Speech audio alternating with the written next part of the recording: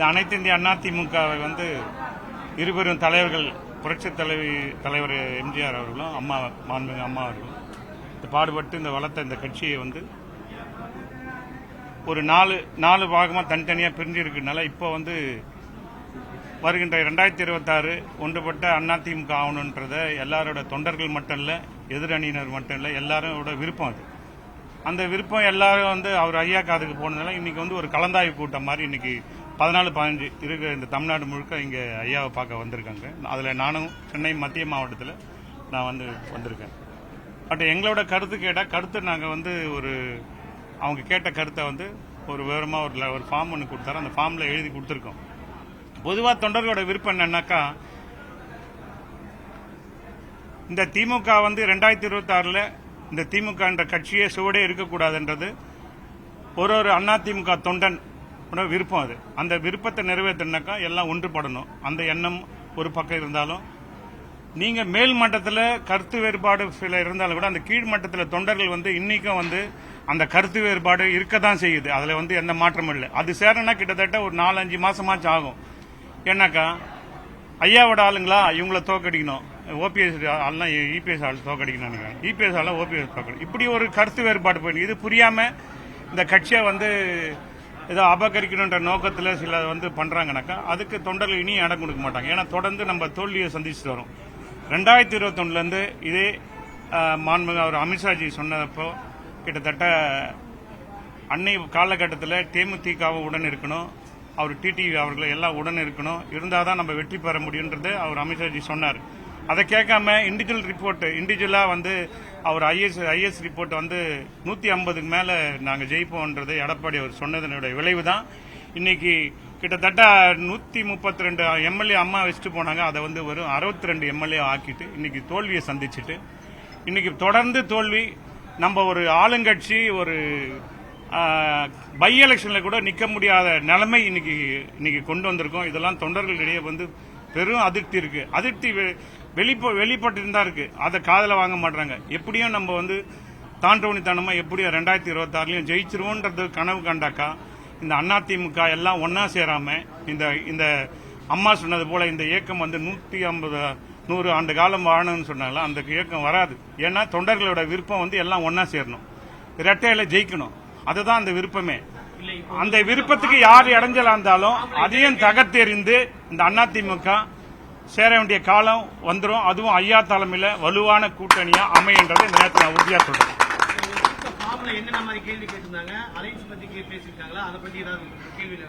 Alliance பத்தி இப்போ 3 மாசமா இருக்கு. அலைன்ஸ் பத்தி பேசுறேன், அதுக்கு நேரம் இல்லை.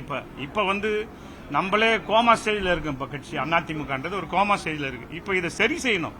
சரி செய்யறதுக்கு உண்டான வேலையை தான் ஐயா பாக்குறாரு தவிர, இப்ப பாத்தீங்கன்னா ஒரு மேல வந்து வைத்திலிங்க அண்ணன் இருக்காரு, ஐயா கூட மனோஜ் பாண்டிய அண்ணன் இருக்காரு, வெள்ளமணி அண்ணன், எல்லாம் வந்து கருத்து தான் கேட்கறேன். எல்லா தொண்டர்களோட விருப்பத்தை கேட்கிறாரு. இது மாதிரி எத்தனை தலைவருங்க கேட்பாங்களா எனக்கு தெரியாது. எங்க ஐயா ஓபிஎஸ் அவர்கள் எல்லாரோட தொண்டர்கள் மனசுல இருக்கிறத எழுத்துப்பூர்வமா இப்ப காலையில ஒன்னு சொல்லுவோம், பின்னாடி போய் ஒன்னு சொல்லுவோம். அதனால எழுத்துப்பூர்வமா கொடுங்க, எல்லாரும் எழுதி கொடுத்துருக்காங்க. இப்போ ஐயா அதை எடுத்து அவர் நல்ல முடிவை எடுப்பாருன்றது எங்களுக்கு எந்த ஒரு ஐயப்பாடும் இல்லை. ஏன்னா அம்மா இருக்கிறப்ப 2 முறை முதல்வர், அம்மா மறைவுக்கு பிறகு ஒரு வாட்டி முதல்வர். அதனால ஐயா எந்த கட்டளை இட்டாலும் இந்த மத்திய மாவட்டம் உறுதுணையா நிற்கும். இந்த இயக்கம் ஒன்னா சேர்றதுக்கு மகத்தான வெற்றி பெறத்துக்கு ஐயா கூட துணையா நிற்போன்றது இது எங்களுக்கு எந்தவித கருத்து எந்த காலத்திலயும் ஓபிஎஸ் அவங்க சேர்த்துக்க மாட்டோம் எடப்பாடி சொல்லியிருக்காரு. அப்படி 2026 தேர்தல் சேர்க்கப்படாமல் நடந்தா என்ன இல்ல, இப்பதான் தொடர்ந்து சொல்லிட்டே தானே வராரு. இப்ப ஐயா நீங்க ஒரு விஷயம் கவனிக்கணும். ஒற்றை தலைமை இருந்தாதான் வந்து ஜெயிக்க முடியும். கட்டத்தலைமை ஒருங்கிணைப்பாளர் இணை ஒருங்கிணைப்பாளர்ன்றதுனால ஜெயிக்க முடியல. அதனால ஒற்றை தலைமை பொதுச் செயலாளர் வரணும். நீங்க வந்தீங்கல்ல, வந்ததுக்கு அப்புறம் நீங்க சந்திச்ச தேர்தல் பூராவே ஏன் தோல்வி? ஐயா இல்ல நீங்களே தன்னிச்சையா டிசிஷன் எடுத்தீங்கல்ல, அப்ப ஏன் தோல்வி வருது? நீங்க ஐயா கூட இருந்ததுனால தான் உங்களுக்கு எந்த முடிவும் எடுக்க முடியல. நீங்களே வேட்பாளர் போட்டீங்க, 40 வேட்பாளர் போட்டீங்க, என்னாச்சு? தோல்வி. 40 சீட்டும் கிடையாது, ஒண்ணுமே இல்ல. கூட்டணி யார்கிட்ட பேசுறீங்க? மன்சூர் அலிகான் கூட பேசுறீங்க. அவ்வளவு கேவலமா போச்சு இந்த அதிமுக. அதுக்கு தான் சொல்றேன், எல்லாம் ஒண்ணு. இதை வந்து கருத்து வேறுபாடு பார்க்க கூடாது, தொண்டர்களுக்காக தான் பார்க்கணும். அந்த தொண்டர்களை பாதுகாக்கிற ஒரே அரணா இருக்கிறது யாருன்னாக்கா அது ஐயா தான். தொண்டர்களை அரவணைக்கிற ஒரே தலைவர். 2026 ஓபிஎஸ் அவர்கள் இல்ல கூட்டணியில் இல்ல அப்படின்னு சொன்னா என்ன முடிவு எடுப்பீங்கன்னு ஓபிஎஸ் அவர்கள் 2026 இல்லைன்னாக்கா அதிமுக படுதோல்வியை சந்திக்கும். இதுல எந்த சந்தேகம் கிடையாது. திரும்பியும் அதே மாதிரி தோற்கடிக்கிறது அது நீங்க கேட்கறவங்க கிட்ட கேட்கணும். நாங்க ஐயா சொன்னது எந்த ஒரு தியாகத்துக்கும் தயார்னு சொல்லி இதை அறிக்கை விட்டுட்டாரு.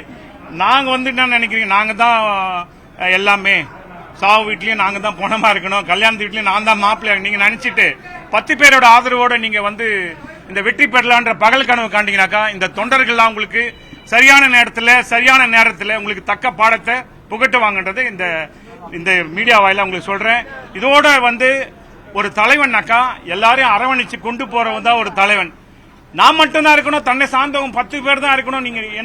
நீங்க ஒரு முடிவு எடுத்தாக்கா அந்த முடிவுல கண்டிப்பா தொண்டர்கள் உங்களுக்கு தோல்வியை தான் பரிசா கொடுப்பாங்களே தவிர வெற்றியை ஒருபோதும் உங்களுக்கு பரிசா தரமாட்டாங்க. அது நீங்க ஒன்றுபட்ட அதிமுக நீங்க என்னைக்கு நீங்க ஒரே மேடையில நின்று எல்லாம் ஒரு கையை கோத்து நிக்கிறீங்களோ அன்னைக்குதான் உங்களுக்கு வெற்றின்ற முகமே வருமே தவிர அதர்வைஸ் உங்களுக்கு வெற்றிக்கு வாய்ப்பே கிடையாது. இது நான் என்னோட அதிமுக அடிமட்ட தொண்டனா நான் இந்த இடத்துல நான் உங்களுக்கு கருத்தை பதிக்கிறேன். கூட்டணின்றதெல்லாம் மேல என்ன கேட்டது அதிமுக தொண்டனோட மனநிலையை தான் உங்களுக்கு நான் சொல்லியிருக்கேன் தவிர கூட்டணி பத்தி எங்க தலைவருங்க பேசுவாங்க. எங்க தலைவர் என்ன முடிவு எடுத்தாலும் அதுக்கு நாங்க கட்டப்படுவோம்.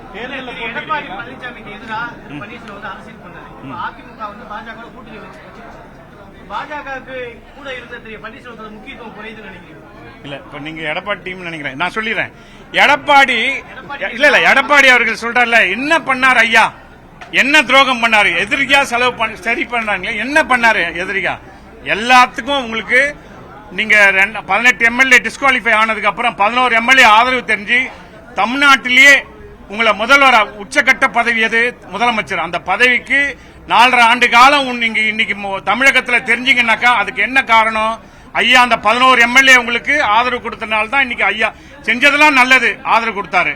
அதுக்கப்புறம் என்ன பண்ணீங்க, நீங்க தான் முதலமைச்சர் வேட்பாளர். நீங்க அவசரமா அந்த 10% இட ஒதுக்கீடு பாட்டாளி மக்கள் கட்சிக்கு நீங்க ஒதுக்குனீங்க. அதோட விளைவு எவ்வளவு சாதி சமூகத்தினர் இருக்காங்க, கிட்டத்தட்ட 400 மேல இருக்காங்க.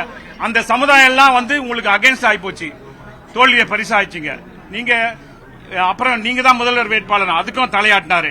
நீங்க தான் எதிர்கட்சி தலைவர், அதுக்கும் தலையாட்டினாரு. உங்களுக்கு என்ன விட்டு கொடுக்கல. நீங்க ஐயாக்கு ஃபேவரா ஒரு 5 மாவட்ட ஃபில்அப் பண்ணி அனுப்புவாரு. நீங்க இதே மகாலிங்கமும் சரி, அங்க இருக்கிற மனோகரும் சரி, இந்த கையில் ஐயா கொடுக்கிற ஃபார்ம் நீங்க சட்டம் பண்ண மாட்டீங்க. நீங்க எடப்பாடி போட்டு கொடுத்தான்னு என்ன பண்ணீங்க, நான் ஐயா கையெழுத்து போடுவார். இதுதான் பெருந்தன்மை. ஐயா என்ன பண்ணுவாரு, ஒரு தலைவர்னா நம்ம அப்படி இருக்க முடியாது, எனக்கு வேண்டப்பட்ட ஆளுங்களுக்கு நான் பண்ணணும் அப்படிலாம் நீங்க ஒருபோதும் நினைக்காதீங்க. இந்த கட்சின்றதை அம்மா ஒப்படைச்சிட்டு போனது எல்லாருமே எல்லாமே ஒன்னாதான் இருக்கணும், யாரும் கருத்து வேறுபாடு கூடாதுன்றதால எல்லாருக்கும் பொறுப்பெல்லாம் தாராளமா போட்டு கொடுத்தாரு. ஆனா இன்னைக்கு நீங்க என்ன சொல்றீங்க, ஒரு ஃபார்ம்லயும் ஐயாவோட கையெழுத்து இருக்கு. நீங்க இல்லன்னு சொல்லுங்க. ஒருங்கிணைப்பாளர் கையெழுத்து இல்லாம நீங்க மாவட்ட செயலர் இருக்க முடியாது. ஒருங்கிணைப்பாளர் கையெழுத்து இல்லாம நீங்க எம்எல்ஏ இருக்க முடியாது. ஒருங்கிணைப்பாளர் கையெழுத்து இல்லாம நீங்க ராஜ்யசபா எம்பியா இருக்க முடியாது. சொல்லுங்க பாப்போம், நீங்க அதெல்லாம் கிழிச்சு போட முடியுமா? ஐயா துரோகம் செஞ்சாரு, நீங்க எல்லாத்துக்கும் உங்களுக்கு தாராளமா செஞ்சாரு. சரிங்களா? ஐயா ஏன் இவ்வளவு பொறுமையா இருக்கிறாருன்னா, பொறுமையா இருக்கிற என்னைக்கும் தோத்தது கிடையாது. தர்மம் என்னைக்கா இருந்தாலும் ஒரு நாள் அது இறுதியில வெற்றி பெறும். துரோகம் என்னைக்காவது துரோகத்தினுடைய விளைவு என்னாக்கா உனக்கு தோல்விதான் கிடைக்கும். இதுல எந்த சந்தேகமும் இல்லை. வணக்கம். தென் சென்னை வடக்கு மேற்கு மாவட்டத்தின் சார்பாக அனைத்து இந்திய அண்ணா திராவிட முன்னேற்ற கழகத்தின் உரிமை மீட்பு குழுவின் மாவட்ட கழக செயலர் என்ற முறையில் ஐயா அவர்கள் ஓபிஎஸ் அவர்களை சந்தித்துவிட்டு எங்களுடைய முழு ஆதரவை அவருக்கு தெரிவித்திருக்கிறோம். ஏனென்றால் கழகம் ஒன்றுபட வேண்டும் என்ற ஒரே நோக்கத்திற்காக தான் தலைவர் பாடுபட்டுக் கொள்கிறார். அவருடைய கரத்திற்கு வலு சேர்க்கின்ற வகையில் எங்கள் மாவட்டத்தைச் சேர்ந்த அனைவரும் அவருக்கு உறுதுணையாக இருப்போம். கழகம் ஒன்றுபட வேண்டும் என்றுதான் மக்கள் நினைக்கிறார்கள், தொண்டர்கள் நினைக்கிறார்கள். அந்த தொண்டர்களுடைய எதிரொலிப்பு தான் இப்போ ஒவ்வொரு மாவட்ட கழக செயலும் வந்து கொண்டிருக்கிறார்கள். அவர்களிடம் எங்களுடைய கருத்துக்களை தெரிவித்திருக்கிறோம். நாங்கள் ஒற்றுமையாக இருக்க வேண்டும் என்று நினைக்கிறோம்.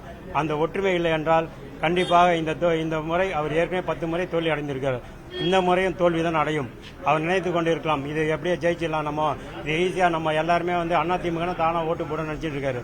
அதிமுக ஒரு அடிமட்ட தொண்டனும் குமரிட்டு தான் இருக்கான். எல்லாருமே ஒற்றுமையா இருக்கணும், ஒரு அரவணைக்கணும். எம்ஜிஆர் இருக்கட்டும், புரட்சி தலைவராகட்டும், புரட்சி தலைவர் அம்மா எல்லாருமே அரவணைச்சு தான் கட்சி நடத்தினாங்க. இவர் தாண்டோண்டித்தனமாக நடத்தி கொண்டிருக்கிறார். ஆனால் இப்பொழுதும் நாங்கள் ஒற்றுமையாக இருக்க வேண்டும் என்றால் தேர்தல் கமிஷனிலும் கேஸ் நிலுவையில் இருக்கிறது.